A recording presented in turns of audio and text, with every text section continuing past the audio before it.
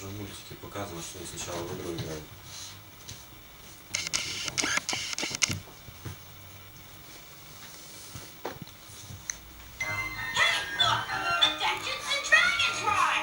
Смотрел этот мультик. Просто сюда попали. Просто попали. Вспомнил, вот теперь я вспомнил, где я видел «Подземелье драконов» игру. В «Кошмар на улице Вязов». Точнее. Чипа. Ну, сейчас, наверное, куриную звук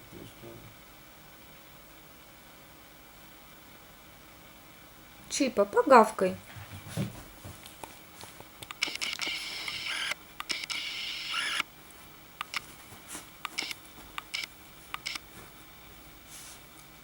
Чипа, скажи гав. Голос. Голос. Голос. Ну, голос. Молодец. А еще голос. Голос.